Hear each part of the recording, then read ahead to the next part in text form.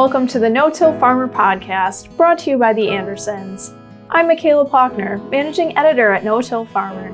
In today's episode of the podcast, Brian Schroeter with National Land Realty talks about 2023 land value trends and what needs to happen for no-till and other conservation practices to influence dollar value of land. Brian Schroeter with National Land Realty. Been with National Land since our previous company, Land Pros, merged with National Land back in 2014 or 15. I got my real estate license when I was a senior in college in 97, and then got my broker's license in 2002. And so the past 20 years is basically what I've focused on is farm, ranch, and recreational real estate.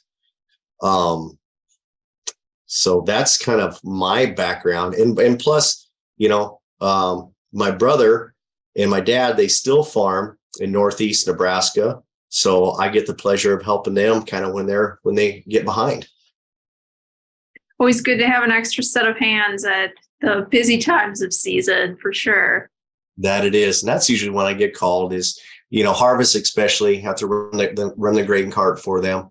And then planting, it just sometimes if you have a wet spring, they get behind and they might have to rent an extra planter. And then they usually call me up and say, hey, we need you to run this for a couple of days. And I'm more than happy to, because, hey, you get back to the roots, and that's always fun playing with the big boy toys, it seems like. Yeah, for sure.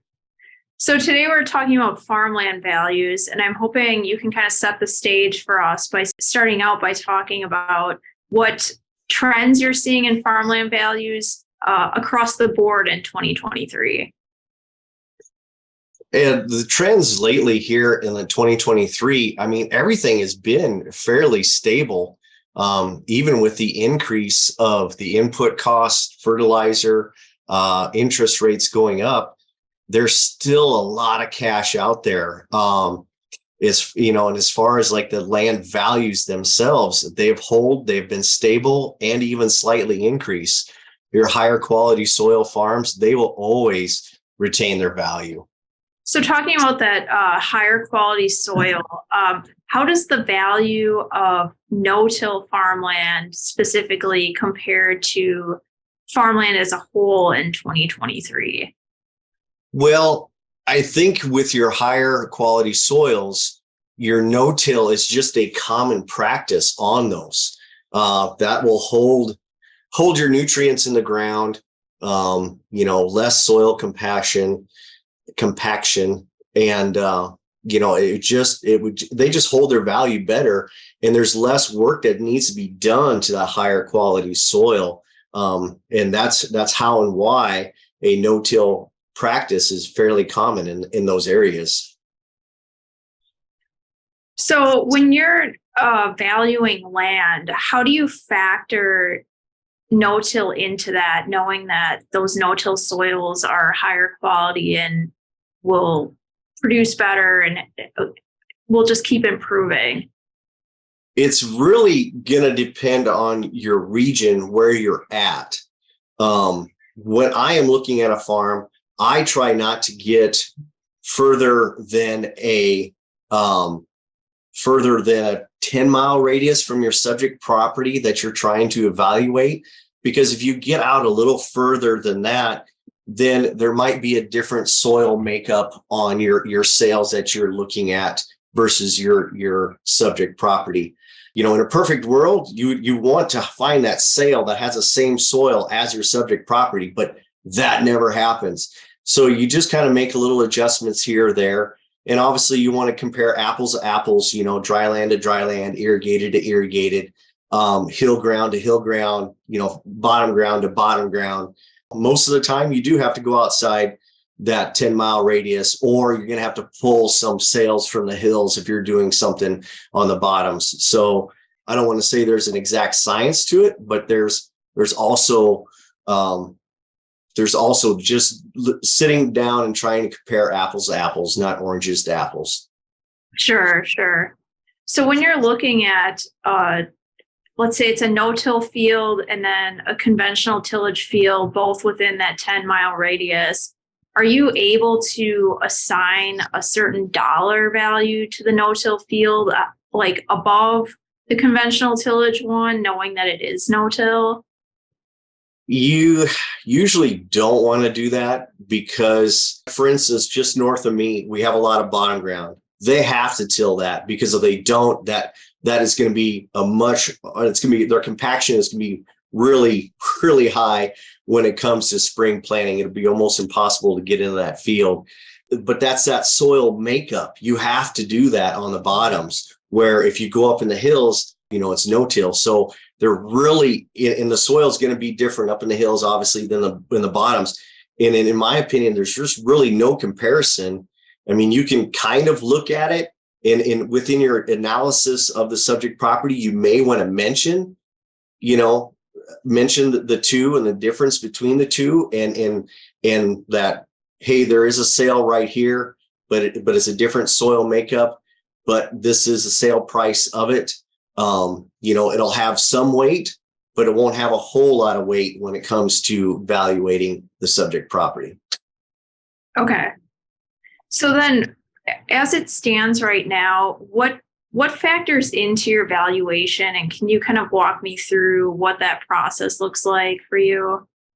Well, as we kind of discussed before, is, you have your subject property, you locate that one, and you try to make a 10-mile radius ring around it. And then you go to the market of, okay, what have sold in that area? And I usually don't like to go further, more, I don't like to go past 12 months. Any sales older than 12 months, I kind of like to kick out.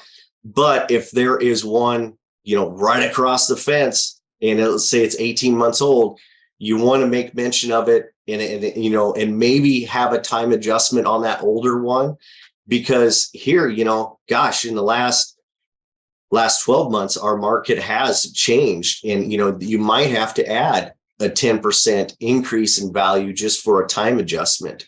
So once we gather all that information, we have our subject property, we have, in a perfect world, 5-6 sales to compare it to. Then we look at the soils, we look at the improvements, we look at the drainage, we look at if it has any tiling, and then we make positive and negative adjustments to the sales themselves to compare them to our subject property. And that is roughly a 30-second version of how you want to evaluate a farm. So another thing I wanted to ask about too was, a lot of our no-tillers are considering participating in carbon markets and getting payments for sequestering carbon. Is that something that would potentially factor into a land valuation? It can in the future. That carbon market is slowly developing. From my understanding, in the past, it seemed like the no-till farmers were not getting credit of what they have been doing in the past. And now that carbon market is slowly seeing that and catching on and saying, hey, these farmers here, they've been doing this the whole time. So let's give them the credit and not change their practice. So that is coming in the future. They don't quite have it all figured out, but yes, when and if that does become kind of a common practice, and then there's more and more no-till farmers that are on board and getting carbon credits, then yes, that will change the valuation, probably for the good. Yeah, one would think so. And I know that's the concern that we hear a lot from those long-term no-tillers. It's like, why am I not being rewarded for decades of doing this when somebody could switch for a year and then go back to tilling or something like that? 100%. I hope they do, change that and make it for the better for the farmers, because that will be a good asset for them. Yeah, for sure. This kind of relates to that, but what needs to happen so that appraisers are considering conservation ag practices in appraisals going forward? Well, going forward, as we just discussed with the carbon credits, that has to be a common practice within the culture or the region that you are doing your appraisal in. As soon as that becomes a common practice, then they can incorporate that. For instance, let's say I'm appraising a farm and one of my sales is right on the edge of town and it was sold $1,000 per acre higher than all my other sales. Well, it was sold as transitional ground or development ground. That sales, I'm going to kick that sale out because it really doesn't compare to something that is outside of the utility area and was not going to be developed, within the next 20 years. And so with that being said, it's going to be kind of the same thing with a carbon. Let's say only one of my sales have got a carbon credit on it, and that increased the value on it. But all the other 5 sales that I'm looking at do not. That sale is going to be kicked out because it's kind of an outlier, and I'm going to focus on the other ones. In the appraisal industry, you don't dare use the word average because that's really a 4-letter word in the appraisal industry. But if that is an outlier that's higher, it's going to probably get kicked out. You're probably going to make a mention to it, but yet you're not going to put a whole lot of weight on that valuation on that one sale that only has the carbon credit on it. Okay, that makes sense. Does it have to be a certain percentage? Like, let's say with the carbon credit thing, like a certain percentage of sales in that area are that you would be able to kind of use it as a benchmark? I can't sit here and say, well, 75% of your sales have got to have a carbon credit on it. If your subject property that you are appraising has a carbon credit on it, well, then guess what? All your sales, or a majority of your sales that you're comparing against your subject property, they better have a carbon credit on it too. So in reverse, that'd be a hard appraisal assignment if you're appraising a farm that does have a carbon credit and it's one of the first ones in the area and there's no other sales there that have them. That's going to be a very tough appraisal. So once again, back to my previous statement, it's got to be pretty common in that area to kind of really affect the values. So usually the first one to the table, those are going to be the tough ones to appraise. I'd like to take a moment to thank our sponsor, the Andersons. A thoughtful, well-designed nutrient management program is essential to maximize crop productivity. Providing the right nutrients at the right time throughout the growing season is key to achieving high yields. The Andersons high yield programs make it easy to plan season-long nutrient programs for corn, soybeans, wheat, and many specialty crops. Visit andersonsplantnutrient.com/high yield to get instant recommendations to improve your nutrient efficiency and yields.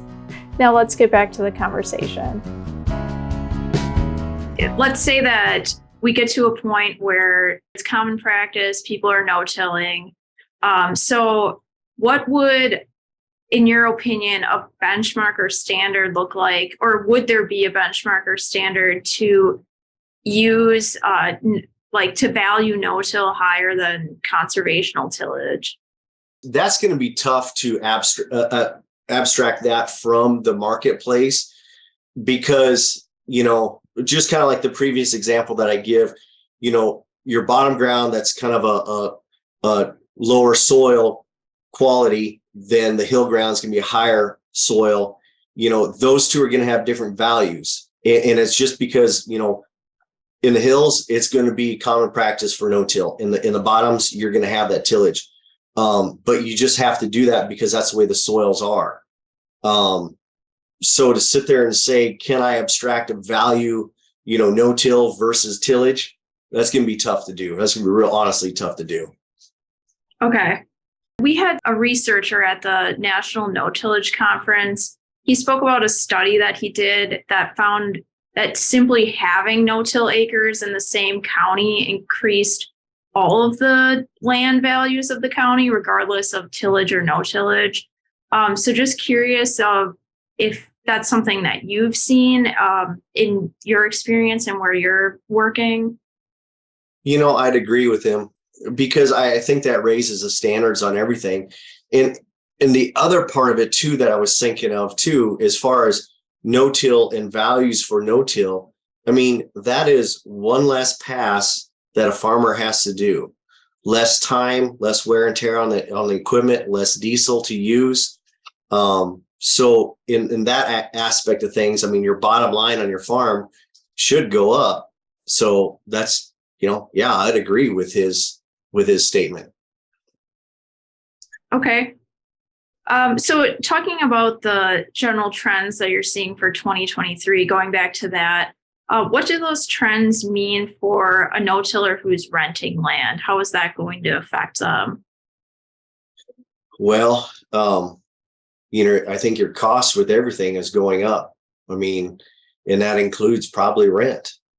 So it just depends on, as long as the commodity market stays strong as it is right now, the rent's going to go up, dollar per acre is going up. Even the taxes are going up and your input. So I think just like everything else, I mean, everything's going up. God, I hate to say that for the renters, but that's kind of what I'm, if you're reading between the lines, it's kind of what I see. Mm-hmm. Kind of on the flip side of that, what about for those no-tillers who are no-tilling lands that they owned? What do these trends mean for them? Same thing with everything else. I mean, the valuation has gone up. Land is in demand. It's always the prices have been going up steadily. So, if he's an owner, you should look at what the average is, because the average over statewide, I think in comparison to Nebraska statewide, I think it went up 14% in the whole year of 2022. Wow. So those are all my questions. Was there anything else you wanted to mention that we haven't talked about? March 1st, so University of Nebraska and Realtors Land Institute for Iowa, they will release it the first part of March, typically in 2023, but it is a survey and everything compiled together from the previous year of 2022. Like here, I'll show you. So right here is what I had popped up so this is part of the University of Nebraska. Okay. And then like this, it covers it, by region, like here, northeast. I'm located right here in the east, but our family farm is right here. And I mean, you can see the change of irrigated in the northeast, and dry land and all this other stuff. And then once you get, there's even a cash rent survey on here too. That's land values. And the other thing too is like you can look at, like here, I always have this custom rates. So let's say, so if you wanted to disc something, per acre, it's anywhere from $17 to $20. So if I had to hire somebody, $20 an acre to have them come in there and disc it up. So you can also reference that if you wanted to, because, like when I was saying, that's less wear and tear, that's less pass, that could save someone $20 an acre. But if you want to get into the return on the farm, is $20 an acre really going to move the needle on the valuation and in the return on your investment? Not really. Now when the taxes may be, $50, $70 an acre.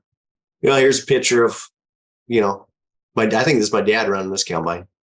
That's a nice shot. I got some good drone shots over the years. Oh, cool. Do you guys have a drone? Yeah, I do. I use it for work. Okay. Yeah. Oh, I imagine that's a very useful tool for you. Well, and that's the one thing is like, if you go to nationalland.com and you look at our listings, we have this tool. It's called Land Tour 360.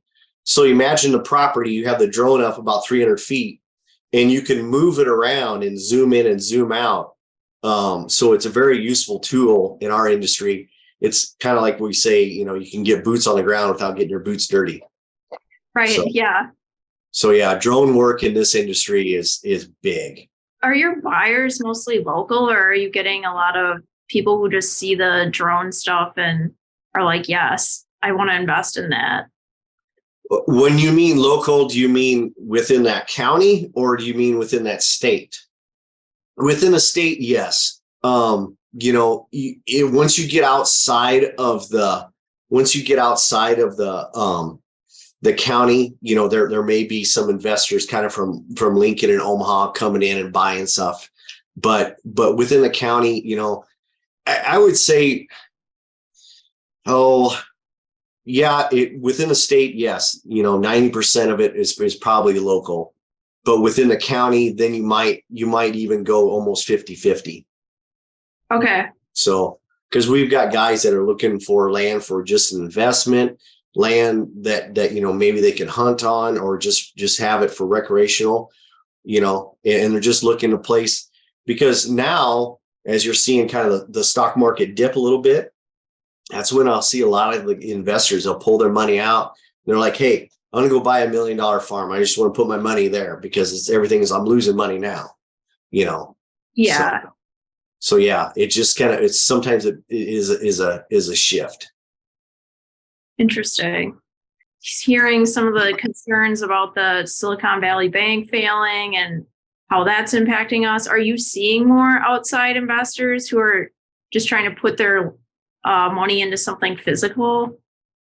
That happens every year. We'll do that, but we had a little dip in the market, and that kind of increased a little bit of value, but now the market's stabilizing and maybe going up after that bank failure. There wasn't a big rush after that Silicon Bank failure, but gosh, when was that? In 9 and 10, when a lot of that stuff was, when the residential stuff was going down, all those banks were going down. I mean, there was a lot of people pulling their money out because the stock market was going down. There's a lot of people pulling their money out and buying land. Oh, it's very interesting. It is. It's a very fun industry to be in, to be totally honest with you. And that's the thing too, is like, I started with real estate, and, I always had plan B. I could always go back to the family farm if need be. But I was one of the lucky ones, and real estate paid off. Yeah, for sure. And you get to still do some farming stuff. So that's pretty cool too. Yeah, that's fun. And, and that really does help me with my industry too. It gives me some credibility.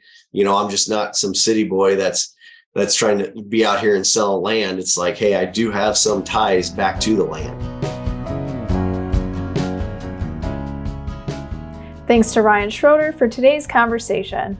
A full transcript and video of this episode are available at no-tillfarmer.com/podcasts. In the video version, you can see maps from the University of Nebraska and the Iowa chapter of Realtors Land Institute that were referenced in this episode, and that great combine drone shot that Ryan showed me. Many thanks to the Andersons for helping to make this No-Till podcast series possible. From all of us here at No-Till Farmer, I'm Michaela Paulkner. Thanks for listening.